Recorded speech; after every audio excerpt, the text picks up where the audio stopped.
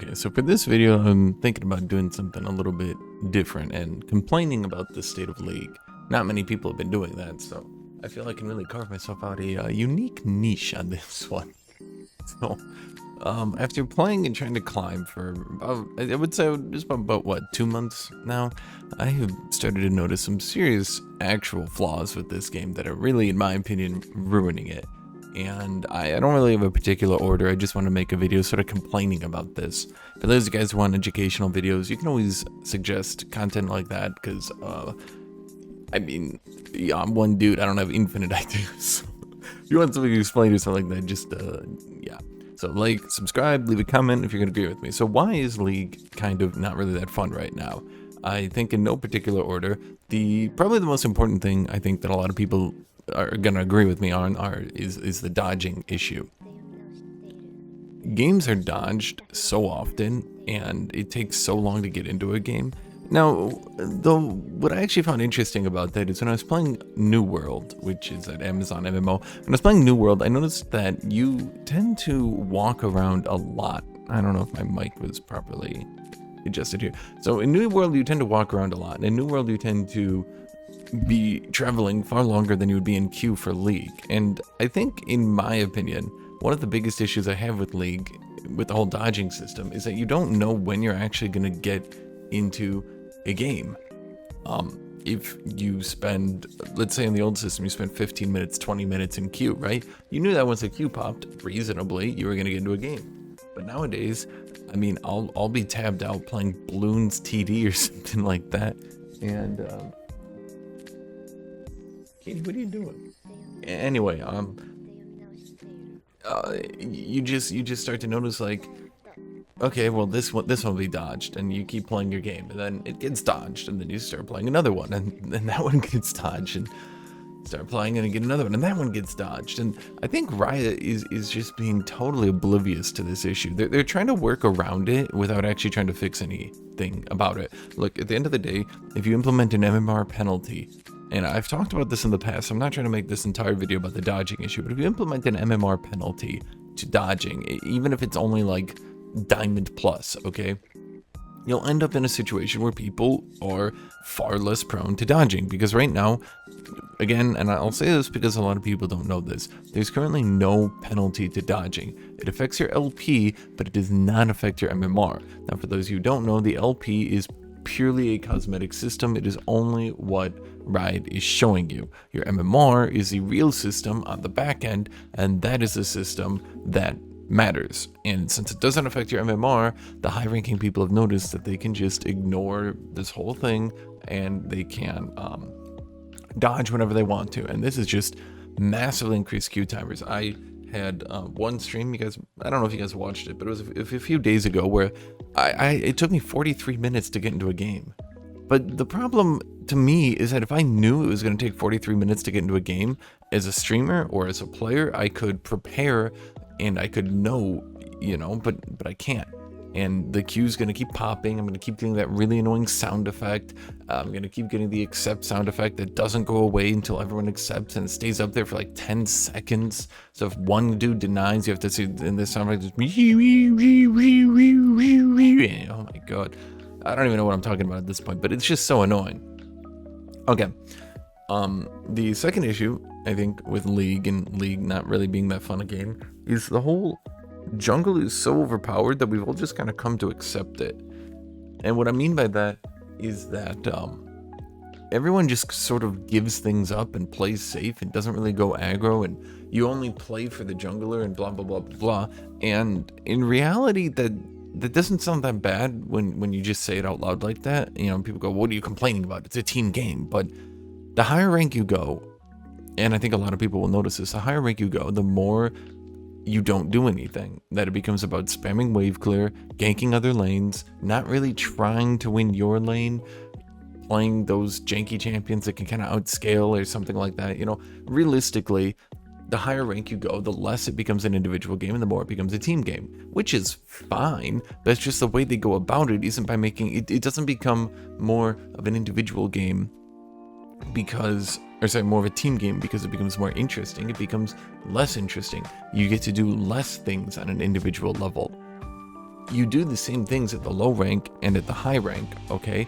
It's just that at an individual level, you stop doing those things as much. More things aren't really implemented. You can say the high ranks macro more, and I would agree with that. The high ranks do tend to macro more, but you're not adding new things into the game. You're just taking away the individual things, okay?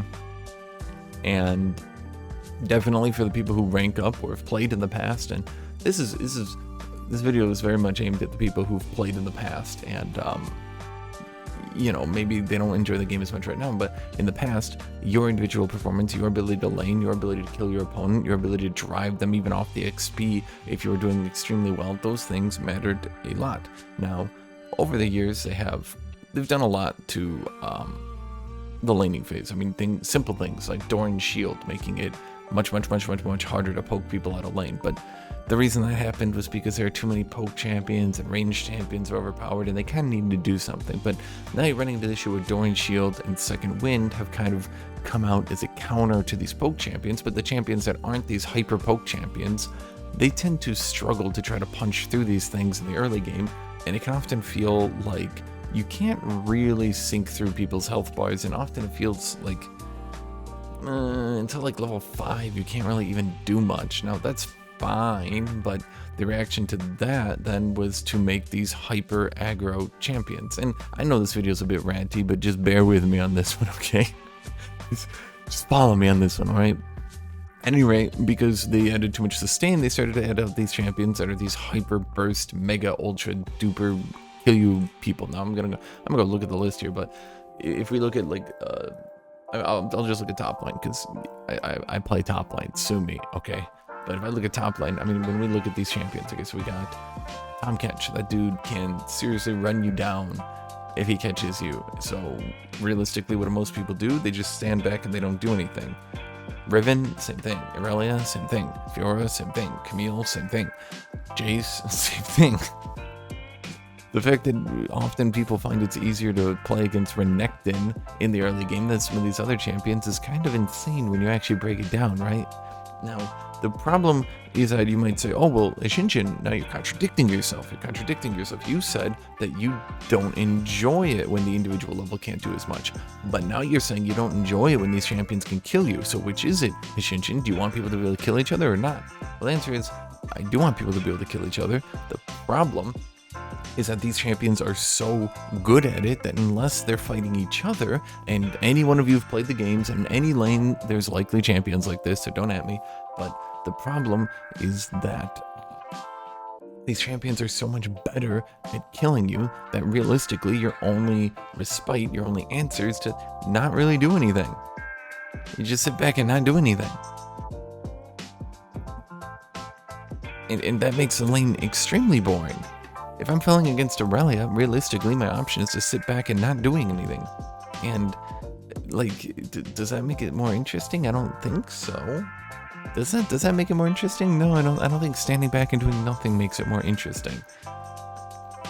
So that's definitely an issue. And this gets into my next issue. And so we have 3 issues. That I mean, this isn't every issue in the game, obviously, but I was just going to go over 3 issues, at the very least, with the game, okay? The third issue is we've got the dodging problem, we've got the boring laning phase lately, the lack of individual play, but lastly, we've got the champion roster is very limited right now. Riot has seen fit to make some of these newer champions extremely powerful, and I don't want to beat a dead horse with this one, but yeah, honestly, yes, these new champions are way more powerful than the old ones, and I don't think a lot of people have even noticed that like 50% of the champion pool just sort of went away. I mean, like 50% of it is just gone.